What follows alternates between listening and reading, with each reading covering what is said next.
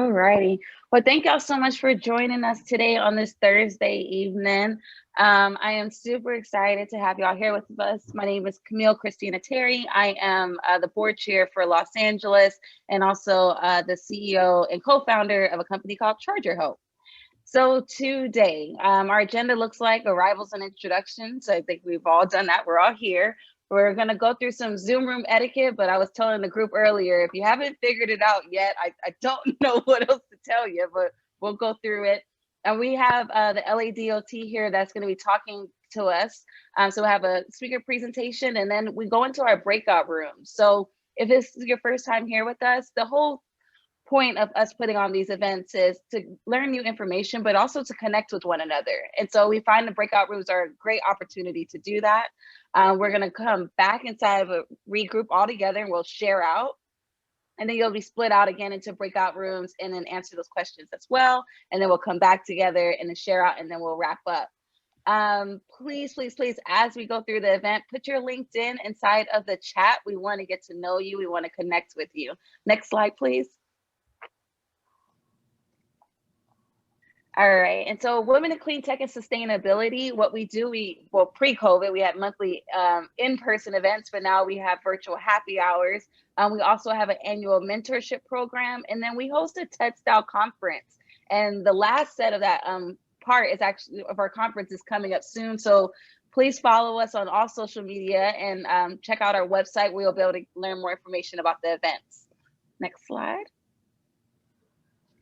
All right, and some of those events that that I'm personally really excited about is Earth Day and carbon removal, a virtual happy hour. I think that's going to be quite interesting. And then, as I was saying earlier, our WCS Talks virtual series part 4 is going to be May 8th. So definitely save a date there, and we will love to see you. Next slide. All right, Zoom room etiquette. So remember just to unmute and mute appropriately. If you can share your video, this is like as much FaceTime as we get these days. As like I said before, share your LinkedIn profile in the chat and just be respectful of one another. Participate. It's going to be a great time. Next slide. And so if this is, your first event and you're not familiar with WCS, we do have a virtual membership. So we have a San Francisco chapter and an LA chapter, but since COVID, we've opened up a virtual membership, which allows people from literally all over the world to partake and be in community with one another. And so you can also find out more information about our membership if you email membership at Women in Clean Tech and Sustainability.org, or like I said earlier, you can visit our website. And that's me. Next slide. All right, so without further ado, I'm really excited to introduce the Los Angeles Department of Transportation. Myself, I'm a South LA native and grew up in a car all of the time, but the more that I learn about sustainability and the more that I'm involved within this industry, it makes me want to encourage my community members and folks around me to take more public transportation. LA is a ginormous city, and sometimes it takes a really long time to get places. And so the less cars is actually the better for us. And so without further ado, I would like to introduce our speakers from LADOT today. And I'm just going to read, I'm going to introduce Shirin first, and then I will go ahead and introduce Marcel and read his short bio. Shirin, so if you just want to go ahead and introduce yourself. Next slide. Hello, my name is Shirin Sadrpour. I'm an Environmental Affairs Officer at Bureau of Transportation Technology, working with Marcel at LADOT. I've been with the city for 14 years. I started doing California Environmental Quality Act CEQA work, and I did site restoration and waste management at Port of Los Angeles. And now I'm at LADOT. We have some very interesting projects on micromobility and electric mobility that you will hear about them today. Thanks, Shirin. All right, and I'm gonna read, I have Marcel's bio here. So Marcel is the Chief Sustainability Officer for LADOT, where he directs the city's newly established shared mobility group, including taxis, bike share, car share, ride share, and autonomous and connected vehicles to ensure that available transportation amenities are maximized in Los Angeles. Most recently, Marcel worked in the office of Mayor Eric Garcetti as the Associate Director of Transportation, where he worked to develop and implement the mayor's transportation agenda. Prior to joining the mayor's office, Marcel worked on various issues related to planning, economic development, and transportation for the Councilman Eric Garcetti. Born and raised in Southern California, Marcel is an avid traveler who has lived and worked in Latin America. These experiences provide him with a unique range of perspectives on cities, urban development, and mobility. Marcel holds a master's degree in urban planning from UCLA. I think just had a big win, as well as a bachelor's degree in history and in Latin American studies. Without further ado, I'd love to bring up to the screen Marcel. Virtual applause. Hey, everybody. When I do these things, it's always a really good reminder that I need to update my biopic. Camila, I might have to hit you up for your photographer because yours looks fire. Oh, thank you. Yeah, so really excited to join the panel and talk a little bit about what we're doing at LADOT and the city of LA broadly. You know, but I think some of the like most networking events, I think some of the conversation is really going to take off once we get into Q&A and in the breakout sessions. And so I think maybe we can look at my presentation as kind of like a fire starter for that discussion. And so why don't we go to the next slide? So just real quick, for folks who have not done work with LADOT, I would point you to our website, ladot.lacity.org. You can navigate to our plans and reports. We just released our 2-year strategic plan earlier this year. And that kind of is the roadmap for the work that we will be doing. As for those of you who are interested in working or understanding LADOT a little bit deeper, and the work, how we're prioritizing our work, look at that strategic plan.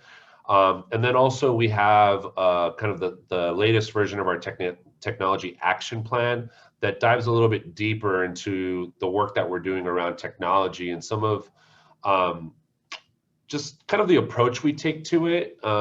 It has been a learning environment for us, the department and the city, as it relates to technology.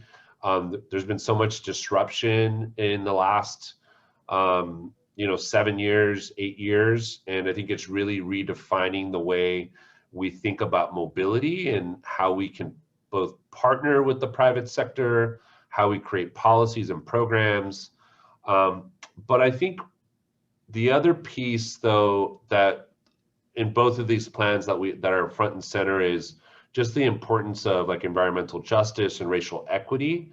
There's a slew of other programs or executive directives from the mayor. You may see new things that are coming out of the federal government. The last year has really helped us reprioritize, right? And so as folks who are thinking about careers or involved in careers in clean tech, it's not enough to just be like, oh, I have an idea, right? It's how do those ideas connect to policies, priorities, outcomes that the city has. And so these are good starting points for y'all to take a look at. Again, these only represent LADOTs. You can take a deeper dive into the mayor's sustainability plan, into all the different bureaus of public works that have their own individual plans and smart city plans, et cetera. Next slide. So again, this is just a little bit like what's the context, right? Like what's happening out there. So, I know that a lot of folks, a lot of things on our minds, 6 months ago, right? Race in this country, the presidency, like what were the next 4 years going to look like, and like a pandemic, right? And so I think we've come out, like we have decisions on a couple of those things. And so I think we're still probably all experiencing some trauma, right? Like I'm wearing shorts right now. the idea of coming back to the office and wearing a suit is going to be a trauma that a real trauma we're going to have to face. But at least a couple of things are starting to become a little more clear, and that's where's the money, right? Where's the money? Where's the policy? Where the politics heading? And so I think for those of us in clean tech, you know, there's money out there from the state and from the federal government. We're moving. And again, right, there's just a couple of headlines about what's happening at the federal side, like a ton of money for electrification, you know, but not just electrification, right? Like, you know, in the headline for, it's like, what is electrification in the economy, right? What is, what's happening around racial equity and climate? What's happening in terms of jobs and workforce development? Next slide. So again, these are just a quick snapshot of projects that my team directly manages or has managed. The Blue LA all-electric car sharing program, the Metro Bike Share, which for those of you who don't know is a partnership between the city and Metro. We fund over half of that program and help with site selection, technology. We input on what the model looks like and how that is going to grow. The other one is the dockless mobility program, right? Which I think is a real key demonstration about how the city can look at leveraging private investment to create outcomes that we're aligned with. So one of the things that I'm in charge of, or like my stretch goal, is increasing shared mobility trips in the city. Well, we're doing an okay job with Blue LA and Metro Bike Share, but leveraging the private sector, both for more car sharing. We have other operators, Zipcar, Motion, but even on the dockless, all the scooters. So to give you an idea, we were averaging maybe like, I think it took us like 3 years to break 1 million trips with Metro Bike Share because the system was so small. We did over 10 million trips in 12 months with dockless scooters, right? And then that's us being, how do we make sure and create permitting and regulations and a framework that enables this new technologies to come in, but also mitigates the potential negative impacts, right? Crowded sidewalks, oversaturation, things dumped in, you know, in the lake, et cetera. Next slide. So we learned a lot in the last 3 or 4 years on those programs. And most recently this summer, there was a solicitation that came out from the California Air Resources Board that really helped us kind of think about the works that we had already been doing. And so if you don't know, look up CARB, look up California Climate Investments. They funded in part Blue LA, the all-electric EV car sharing program run, but they also provided I think a pot of $20 million, a competitive pot that we went after, and we were able to secure $7 million this fall. And what that did is focused in South Los Angeles. There was language specifically tied to disadvantaged communities, of which LA has the most in the state. And it really was around not just clean transportation, but they wanted to know, how are you supporting community wealth building? How are you tying to workforce development? How are you creating collaborative stakeholder structures? And so, you know, all these elements, 1 through 6, mobility wallet, electric mobility, charging for all, which is around EV infrastructure, stakeholder engagement, which includes a partnership with Ciclavia, and then quick build, which is like really rapid in the street safety improvements that are based on community input.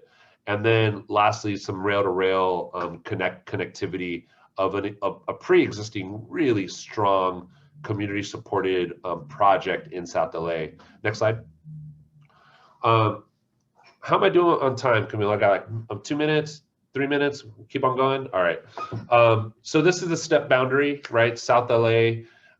We expanded it, right? We took a really big swath. And I guess the approach here that we were looking at was, how do we, like, mobility is not just one mode, right? Camille was talking about growing up in South LA, driving cars. Well, it's because that's how it's built, right? Like, you know, like in order to access opportunity, to access the jobs, like most people, the key to success is getting a car, right?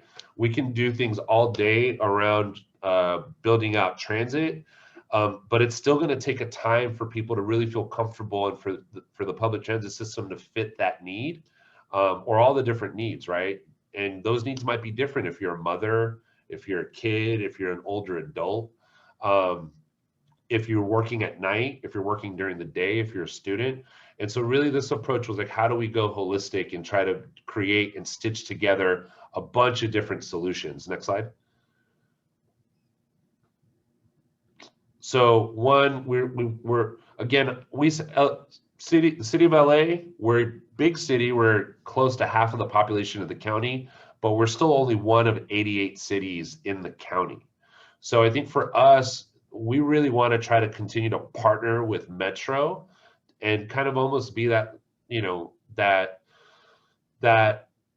partner, that co-conspirator in helping to kind of pilot and innovate. And so we really worked with them to say, how can we really try to evolve the existing Metro TAP program to create a mobility wallet that actually creates interoperability with multiple mobility solutions. And so we got about $500,000 to continue to build out the Metro's TAP, and seeing how we can plug in different opportunities along with the money to build out the tech.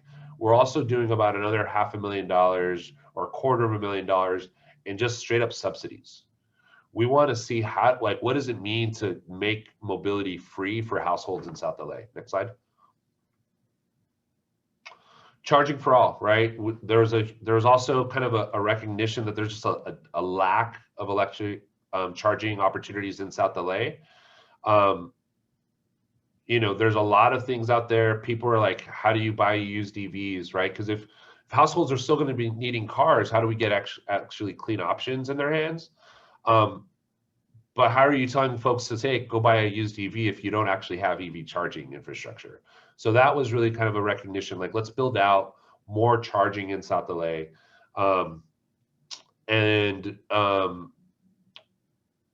But I also wanted to put out that we did do surveying on all of these like options that we're putting out there. And the folks in South LA were like, yeah, all that tech and mobility stuff is cool, but 85% of the people said like their number one thing was safe streets, right? And so let's also, again, going back to us like wanting to be in tech and innovation and stuff, like nothing, like especially if you're going into communities, you have to understand what the priorities are there, right? Do they want an EV or an EV charging, or do they want to be able to walk down the street safely? Or are they looking for a job, right? And so just a kind of a reality check as we've been doing our work, and we will continue to do our work about going back and making sure that you're understanding and you're aligning with what the real needs are of the community. Next slide. Again, an electric on-demand community shuttle was something that came up, you know, and I think this was a really great, I want to give shouts out to Alyssa from Circuit, who's on this group. I think in part, this was one of her brainchilds with Council District 9, with Councilmember Price's office. This is something that we've scoped and was funded. This is something that'll probably go out to bid in a couple years. But it's something that is continuing to build out that electric on-demand community shuttle mobility service that people are interested in. Next slide. E-bike library. So I pointed to Metro Bike Share and dockless mobility. We've also heard that folks that those solutions aren't necessarily the solutions for everyone. And so we're looking at experimenting with a third option. And what does a third option look like? So is it accessible e-bikes? Is it e-cargo bikes, right? Are they more of a long-term lens situation where someone may want to check this out for a week or a whole day? And so this right here will also be procured, a procurement process that will be run in collaboration with Lacey, and something that we're going to test out, right? And again, needs to be informed by community stakeholders. Next slide. Again, the Blue LA program, we're going to continue to expand that program. If you guys aren't familiar with it, go to bluela.com. We plan to expand another 60 stations into South LA with construction starting in the fall. Next slide. And then again, you know, we've been thinking about and taking advantage of things like the CARB STEP grant and continuing to support those projects around clean mobility, micromobility, new mobility, et cetera. We have to just, again, I just wanted to put out there that we at the same time, you know, had to kind of put on another hat. So we've been doing all the things that we normally do, but we've also flipped over and done a lot of work to respond specifically to COVID. I think the one thing specifically that I think is a real game changer is the alfresco program. And it's something that for those of you who don't live in the city of LA or haven't noticed it, but there's a lot of outdoor dining that's occurred in the city. That was something that I was not directly involved in, but I'm proud to say that former team members of mine were involved in helping to set up an intake and a really quick program to get sidewalk dining approved. And if you think about one, it's to support small businesses, but also thinking about how it might change the actual face of a neighborhood, right? And like you may have heard things about building 20-minute neighborhoods, right? Like why do you have to leave your neighborhood to go get something? Like how do you create those opportunities in your own neighborhood? And so I'm hoping, and I feel that there's been movement at the state to try to kind of really streamline and allow for these things to happen, right? Whether that's outdoor dining, outdoor, you know, beer and wine, liquor licenses. Again, you know, no judgment here, one way or the other on you know, drinking, but from an economic development standpoint, it's a key piece of the business model for restaurants and small neighborhood restaurants to survive. And so being able to kind of cut all that red tape and take advantage of that. One of the things I will note is that we did see a lack or less uptake in some of our low-income neighborhoods. And so the city has, I believe, is going to be working with Ciclavia to try to increase the targeted outreach to businesses in low-income neighborhoods to see if we can get more alfresco applications coming in. And so I think that's it. Next slide. Yeah. So hopefully that'll give us some stuff to talk about, but I'm happy to answer any questions. And thank you so much, Marcel. And the things that actually popped up to me just now is like, and you brought it up, like growing up, like you would feel embarrassed if you had to take the bus. Like to your point, being like people like, you know, dream of like having a car. And I remember growing up, like we didn't really have a car. We had to take the bus. I remember be at the bus stop in LA and being like embarrassed. And so now at like being a part of this industry, it's so interesting to see ways that we can like dream up different ways for mobility. And to your point that it doesn't just have to be the bus, that it could be scooters, that it could be bikes, that it could be a number of things of just people movement and focused around safety. That's everything. I had friends who used to get shot standing at bus stops, you know, like there's just so much more. So I'm so happy that you brought these things, because I think sometimes clean tech could seem so like shiny over there. And then it's like, no, it's like everyone. We have to figure out how we're going to make this work for everyone. So thank you so much for that. Okay, next slide, and that will help us move into some breakout questions. Super cool. And so Marcel and Shirin will be broken out into groups with you all. So that's also a perfect time to connect more with them. But what I really want y'all to think about, and I don't think a ton of people here are from LA, but if you are from LA, I really, really want you to think about it, is that what innovations in public transit have you seen or thought about? And I really want you to focus on the part that you're thinking about, right? That has had substantial impacts towards a greener and healthier future. So we're going to go ahead and be placed into your breakout rooms. Please introduce yourselves to one another. And I think this is a time that you can really dream big. Like that's the whole point of, you know, technology and innovation, is that you can have outrageous dreams. So take into consideration the things that Marcel brought up, and we'll be in these breakout rooms for about dun, dun, dun. I have a schedule. I think it is 10 minutes. But you will get here we go. Yes, for about 10 minutes. But you will get a notification. All right. And so if you can take us away into our breakout rooms, Christina,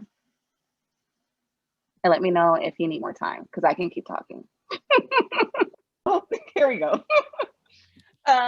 Let's have some share outs. Let's start off with room 1. Okay. Hey. Yeah, we had a good discussion about the feasibility of public transportation in the US. Yeah, was there any ideals? Like, what I would love to hear is just like, were there any ideals that like surprised anyone? Any thoughts that was like, huh, like that's just something that I would want to share. Was there anything like that came up in room 1? And it's like, no. Well, I'm wondering, we only had 3 people and one of them was from Poland. So okay. We had a very interesting perspective. So I would like whoever, I can't remember your name, the person from Poland. It was me, Sima. I was just saying that, you know, I lived in Europe and I come from Holland, and you go by bike everywhere, and, you know, you go by public transport. So coming to America, of course, is a challenge to do that because public transportations are not just at the doorstep for everyone. So even though I dream and I wish to go everywhere by public transport, being train or being bus or being bike, but it's still, you know, when I get up out of my house, it's not possible to go to work every day. And but it goes back a lot about infrastructure, the way the roads are designed, and, you know, so that's one challenge. And I was thinking that in the presentation, I saw that they're going to have more charging stations for the electric vehicles. That would be great, because that's what I personally experienced when I was thinking of which car to buy. And I wanted to go for electric cars, and everybody warned me, oh, you'll be in trouble because of lack of charging stations, right? So I was very happy to see in the presentations that there will be more charging stations. I think that helps a lot for people using more clean transportation. Thanks, Seema. And then, so are you living in LA now, or where are you? Yes. Or where you are in LA now? Oh, okay. What part of LA are you in? I'm in West Los Angeles. Okay. LA is so big. It's just like, whew. Thanks so much for sharing. Can we have someone from room 3? I'm going odd numbers. Here we go. Room 3. Yes, I was on there, and I hoped Rachel could join the breakout room, but unfortunately it didn't happen. So I was with Ryan and Eco, and we had a very interesting discussion actually on the definition of clean tech, and that we can distinguish high tech and low tech. And we talk about, and I'm French, so I feel like in the US, most of the solutions are very high tech, when we can also think about low tech and how it can bring maybe more equity and access to transportation. So Eco was asking a question maybe for Marcel about working maybe on pricing for the buses maybe, and how like lowering or maybe freeing the buses could impact, how it would impact the carbon emissions, and how it would impact how many people would take the buses actually. And maybe I want to share two different things in the chat for everyone to maybe save it and watch it later. One is a UCLA research on how to combine art and tech to encourage people to bike more. And I thought it was mind-blowing. It just came up last month. And another thing, very cute, it's a French initiative for a giant bike to bring kids at school. And so you can watch the video. It's just cute and amazing and very low tech. Thank you. I love that. And I've never even considered that. Yeah, high tech and low tech. That's actually the first time I've ever heard that. Thanks for sharing. Marcel, I know you had unmuted. Did you want to expand or say anything? No, I was just going to say Metro, I think a lot of folks are talking about fareless transit right now. It was definitely one of the things that we heard when we were putting together the grant application for the CARB STEP grant that we talked about. And we're also kind of exploring this concept. A lot of familiar with the concept of universal basic income. Mm-hmm. And so we're looking at, I mean, the way we framed the grant actually was around universal basic mobility. Like, what is that concept, and how might we use this pilot and the mobility wallet and free transit to explore what it means to provide free transit to folks, but not just free transit, maybe free mobility, right? And so, Period. Yep. you know, and I think Camille had mentioned something too around just that kind of the stigma around buses specifically. Maybe that's lifted a little bit when you can just, you have the option, right? Like you take the bus at that time because it makes the most sense, but you also have an option to take, you know, a Lyft or a Blue LA or a scooter, right? Or pay your neighbor to take you, right? Because I know that there's, and that's, I think, the other question, maybe talking about, you know, like, what about this informal economy that exists, right, in low-income communities? Like, I know my brother's mother-in-law, who lives over by USC, when she needs a ride, she doesn't call a taxi. She calls Don Miguel to pick her up and take her to the airport, and she pays him $20, right? And so how do we tap into these other levels? And it's interesting because when you think about the public sector, we're not, you know, we have engineers and we have planners and we have like administrative assistants and analysts, right? Like, we don't have UX designers, right? Or, you know, psychologists, right? And so we're having to kind of figure out, how do we bring in these other practices and look to the innovators out there, right? To kind of start bringing these dialogues and these conversations to the table. Oh my goodness, I love that. Okay, thanks, Marcel. Okay, all right, we're gonna go into another breakout room because this is fun. New breakouts. We're gonna get Rachel into a breakout room where she can talk to people because she's great. So we're gonna figure that out. Okay, so our next question is, how has COVID shaped your public transportation choices? I personally haven't gone anywhere, so this would be a very short answer for me, but would be very interested to hear. And then, how do you balance sustainable choices with health?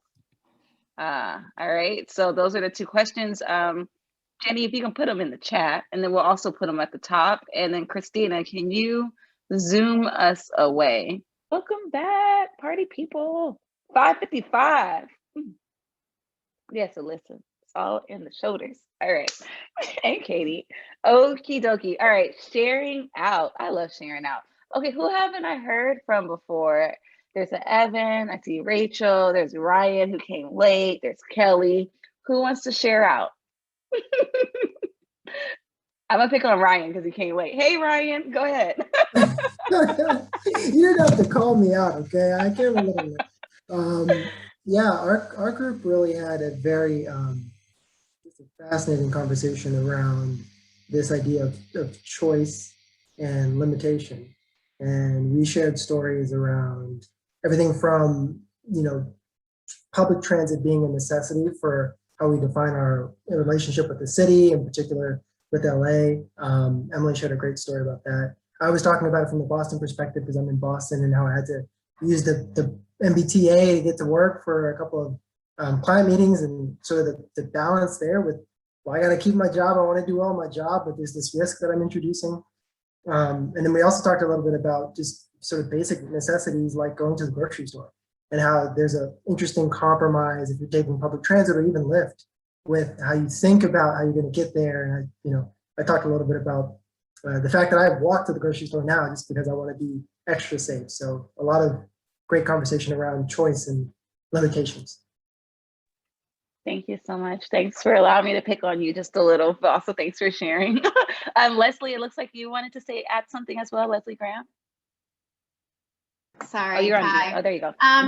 We, Marcel, Ying, and Karen, I can't see her name. We were just talking about how we just sort of need to break up systems, talking about supporting local business over giant delivery companies, more neighborhood, like co-op, employee-owned enterprises to facilitate deliveries or retail. Yeah. Thank you for that. And does anybody else want to share? Alyssa? Yeah, I could share. So I think for a lot of us, our transportation didn't change a whole lot. Some shared that they have been rethinking, commuting together with other people when they go somewhere, because with COVID, you really don't know if someone has, or taking an Uber or Lyft because you don't know if the car is being cleaned or if the driver is coming to work sick. Whereas with like a bus or public transit, there's a cleaning schedule and that these are employees. And also that, in South LA, there's a new electric bike program. So that let me try an electric bike for the first time. And I was kind of hesitant. I didn't know how safe it would be, but I actually felt really good riding it. So it kind of gave me the opportunity to try something new. There is a forum for South LA if anyone else is in the area or familiar. It's kind of right after this call. I put the details in the chat if anyone wants to attend. I appreciate you. Thanks for sharing that. Alyssa, what's the name of the electric bike company? It's called Zumo, and okay. It's in partnership with the Ride On Co-op Bike Shop in Leimert Park. You can rent the bikes for a week, or if you do delivery, you can rent them for like a month. And then there's also the circuit free shuttles in the area as well. I love that. Can we have some more shares? I just wanted to say about how to balance sustainable choices with your health. And, as people that really care about the environment and sustainability, a lot of us bear with this already grief or this already guilt around having to compromise so much around whether we're having these sustainable practices. And I want to let everybody know that it's okay to pick your health first, because if we don't have our health, then we're not going to be able to make sustainable choices for ourselves or for our family. And I asked everybody to bear with me, because at my company, I always say it's not safety first, it's safety all the time. And so, I just want to say it's okay for us to have a level of mourning about maybe the way things used to be, and to give ourselves some slack about some of the gives and takes that we've had to compromise over this last year, and dealing with some of these real hard choices around sustainable choices, transportation, all the things that we were just sharing, and then over our health. It's okay to pick our health first. So I just wanted to just let everybody know, use Sarah as you're out and say, Sarah told me it was okay. Appreciate you, Sarah.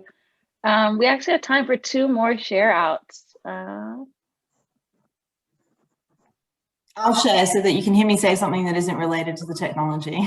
Rachel! Hi. So we talked about how, going on BART and being in public transport really changes your comfort level of having to go somewhere and having to actually be around that many people. And then also what was mentioned, which I think is a really good point from Rosalind, was she chose her apartment based on the accessible public transportation. And then when that's not available to you, that makes everything different in how you access people. And then we also talked about how so many municipal agencies nationwide, and probably worldwide as well, are now really strapped for cash. So how were they able to take programs that might have been underway or semi-developed and put them into fruition if their capital is now constrained, or the money that was previously committed to electrification has been displaced? Right. That's actually a really good point, Rachel. And Marcel, I guess, could you speak to that? Did you see any changes, especially with the LADOT and the dash buses? Did anything get pulled back because of, the lack of ridership? I mean, we, not just LADOT, but transit agencies, I think, reposition themselves, right? I think that, for example, we started using some of our buses to get people to homeless folks to homeless shelters, right? That in terms of new city established shelters. I know our colleagues over at Metro, they transitioned their on-demand micro transit to deliver food to seniors.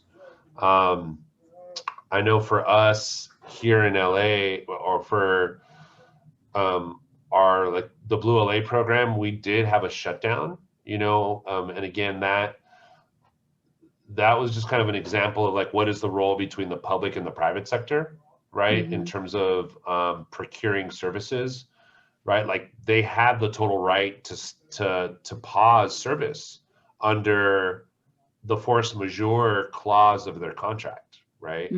But I think we worked really closely with them, you know, to get them to understand, right? Like that we believed it was an essential service, you know, and we treated it as a partnership. And I think within a month they were back up and running, right? With more protocols in place. Metro Bike Share, you know, we were really close to treating that as an essential service. And so then that never shut down. Some of our dockless mobility providers, they also pivoted and created, as well as our Metro Bike Share, like they created essential worker programs to create that. You know, again, for me, I still think that there's more work to do around those services still, because I don't feel like they are ubiquitous and they aren't necessarily accessible to all. And so, you know, I think that's work that we need to continue to do. Thank you.